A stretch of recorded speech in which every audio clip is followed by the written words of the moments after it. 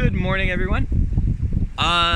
So I didn't make a video yesterday evening just because it was getting very late, and yeah, I just didn't, like, it was getting dark and it's such a nice pretty view in the morning, so I did the same thing. So I'm doing it in the morning, but you get to see the sights in the morning. So I forgot what this town is called. It's rather pretty. And then this is my campsite. And then you have the sea. Pretty neat. Yeah, yesterday was pretty eventful. I did 3 countries in one day. So I started off, well, yesterday was really, so I spent 3 days, I'm going back and back. I spent 3 days in Chantilly. So I finally got my bank cards, but my debit cards, but I didn't manage to get my passport sorted. So I'll try to just get it sorted in Milan, because France needs you to make an appointment, and obviously I thought I could just show up, but I'm in an appointment for Milan, so that should be okay. That's, oh right, and so I took the train back. The train was really uneventful. Well, the guy next to me on the train talked a lot, and he seemed rather depressed. Every time, yeah, so we were just, I don't know, at some point he was asking the person, the train controller, if they had water. And they're like, no, we don't do water. We don't have a snack wagon on this train. That's why it's a lot cheaper. And so he was like, oh, okay. And then he just took like his head in his hands and just like, so I thought he had a pretty bad headache. So I was, at some point, like after a couple of minutes, I was like, should I ask him if he wants my water? Like, I don't know if that's okay to do to strangers. But I did anyway, and he's like, oh, okay, thank you. So he took some of my water, and then he started talking. And so I told him about what I was doing, and he's like, oh man, I really want to do that, but I can't right now because I have a kid and my wife and everything. Oh man, my job is killing me. I love my job, but it's killing me. And then he kept on talking about like how he like wants to stop working. He works too much and everything. And I just felt bad because obviously I'm not working this year. So I just looked at him and said, oh, okay, yeah. And so he was telling me about the trips that he wants to do. And he seemed to be a really well-traveled guy for his company. I didn't really understand what his company does, to be honest. But he seemed to have to travel a lot. So he's been almost everywhere I can think of. And no, he seems to have very fond memories of everywhere. But yeah, he was just very, very sad about the fact that he works too much. And then he left me with a story, and I thought it was kind of funny. Well, not funny, but I was like, yeah, I could see that. He was telling me that in, I think he said Turkey, when he visited it, he was really into getting the best deal, because like, yeah, they negotiated on taxi price and everything. He's like, yeah, I always got the best deals, and then he's like, it's only when I came back that I realized I was such an idiot, that like it's not about getting the best deal. Like, these people still have to live. Like, what's it to me if I lose €1 on a taxi cab ride? Like, in France it would cost so much more. I can afford it. He's like, I should not have negotiated that much. Like, it doesn't really have a purpose. So I agreed with that. I was like, yeah, that's true, that a lot of times you kind of lose sense of, yeah, of what things are worth in your country, and that like these people might need it more than you do. So yeah, he left me with that story, and he seemed really mad, not mad, but he seemed really disappointed with himself about it. But he's like, no, now I know better, and I don't do it anymore. And so, but yeah, it was very strange, because the way he interacted was that he would say something, and I would answer, and we would chat for a little bit, and then he would stop. I want to say for about 30 seconds, and so I was like, is this conversation over? Like, can I read? And then he would start talking again with another question, and then we'd talk for a little bit, and then he would stop for a good 30 seconds to a minute. And so it was just very awkward. Like, he would turn around, kind of stop, not just like look at me and so that I could ask something. Like, he would, I don't know. It was just a very strange way of interacting. So I never knew if he wanted some alone time or if it was okay to talk. I don't know. But yeah, it was kind of annoying because at some point I wanted to read my book, so I had it out. And then he started talking again. I was like, okay, so we're talking. And so I talked and we just kept the conversation, and then he would just like look away or just like look at his phone or something. So I was like, okay, conversation over. I would start preparing to do my stuff, and then he would start talking again. But yeah, strange little fella, but well, he was probably around my parents' generation, but yeah. And what was so finally got to Nice. My bike was still here, so I was really excited.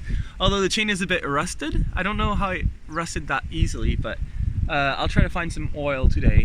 I tried to find some yesterday. I couldn't really.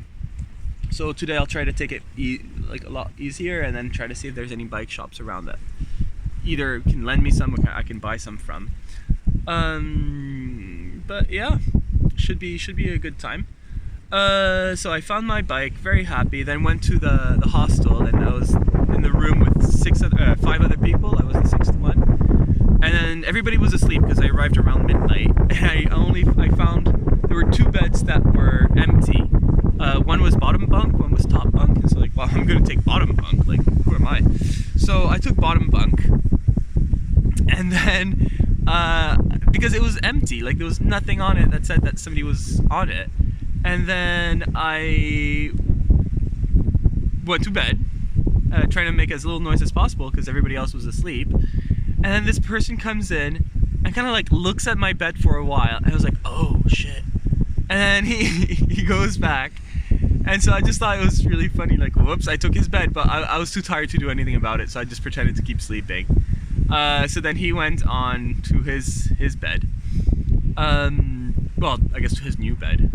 But yeah, otherwise I woke up, everybody kind of woke up early, so I just woke up early as well, around, oh, there's a big bee. Okay. Around 8, I want to say. Like, I was out by 8:30 and out and running. And no, so Nice, it was looking like it was going to be a cloudy day, so leaving Nice was kind of nice because it was all bike paths, but after Nice it just started being roads again. Nothing too eventful. Really nice views because it's right by the sea. I just kept on going, and then I reached Monaco, and then Monaco it's a whole different country. So I expected like a big sign that says "Welcome to Monaco" or anything, but there was nothing. I didn't even realize I was in Monaco until I saw a sign that said what was it? Monte Carlo this way, and I was like, well, hold on, what? And then I realized I was already in Monaco. No, went on top of the big hill to have a nice view of Monaco and where the palace was. The palace was pretty underwhelming. I thought it'd be bigger, but I guess Monaco is quite small to begin with. Then yeah, just kept on winding down. But yeah, Monaco is not made for bikes. Like I didn't see a bike path. It was either pedestrian or cars. So I had to mix in with the cars, but there's a lot of traffic and a lot of trucks. And so it was kind of difficult to go around, but once you were out, it was good. And then all the way to Menton, which is like the border town. Yeah, not very nice paths.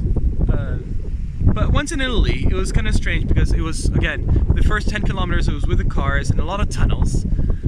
But once you were in Italy, it was, after those 10 kilometers, I figured out that I took the wrong path by mistake, and the bike path that I was supposed to take was going through my road. So I was like, oh, I'm gonna cross it. This is perfect. So I went to the point of crossing and looked around, and I could not see a crossing. And I was like, that's strange. So I look up. I'm like, maybe there's a bridge, something. No, and I was quite high up compared to the sea level. So I was like, that's kind of strange. Like, I don't see where the bike path could go. Like, it's not going around, it's going through. So I was like, well, either I keep on going on this road that's full of cars, or I turn around and then try to find it. So that's what I did. I turned around, tried to find my bike path, and turns out, like, I had to go way down before I could find it. and I found it, and it was just a very big tunnel. I took a video of it because it was kind of strange, because it was a tunnel only for bikes and pedestrians. Like, no cars were allowed. So it was kind of strange, and it was very long. Like, I want to say I spent a good minute and a half to 2 minutes going through it. So that's rather long.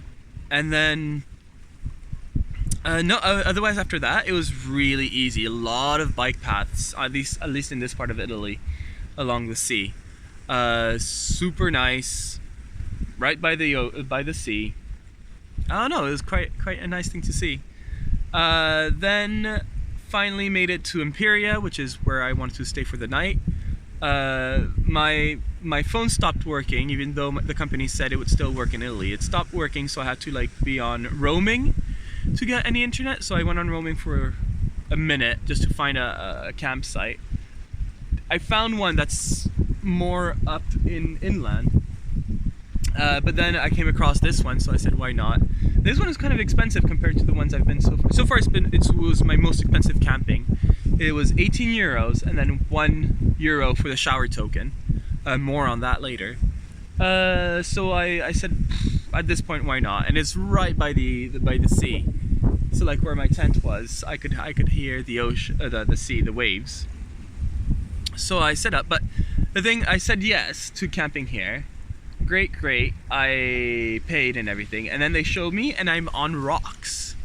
So sleeping on rocks was not ideal. Even with the mattress and everything, it's still, you're on rocks, and I was afraid that I was going to get a puncture. And I almost did, but I sat on it instead, and then I realized it was something really prickly under the tent, so I removed it. But for the evening, I didn't want to make my own food, so I went to the town here. Not sure what it's called. It's the town after Imperia. And Lucy said I should eat a focaccia because it's what is famous in this country. I didn't see any focaccias on the menu, so I had a pizza instead. And then I kind of realized I didn't know what a focaccia was, because I thought it was a kind of pizza. But I think that's wrong now. No, so the focaccia was not happening, so I had a pizza instead. And then came back. And yeah, for the shower. So I had my shower token, I was ready to take my shower, and I found these stalls that had water in it, and I didn't see where I could put the coin. So I turned on the water and it was working, so I was like, that's weird. Like, oh well, whatever. So I kept the coin, went into the shower, had my shower. It was really cold, but I had it anyway. And then I realized that those were not showers, those were like to remove all the salt after swimming in the sea. So I took the wrong shower, but I was clean anyway. I was not good. And then I found the real showers, and they looked a lot nicer. So it suddenly made sense. So yeah, I'm gonna try to give the token back. And then I just went to bed, and uneventful sleep. Although I had a dream that my tent was coming undone, and that I had to re-zip the top of my tent. And it's only when I woke up that I realized I don't have to zip the top of my tent. It's not zippable. So then I was like, oh, that was purely a dream, and that didn't happen. But no, today I'm going all the way to close to Genoa. I don't know how to say it in English. It's not Geneva. That's in Switzerland. Gene?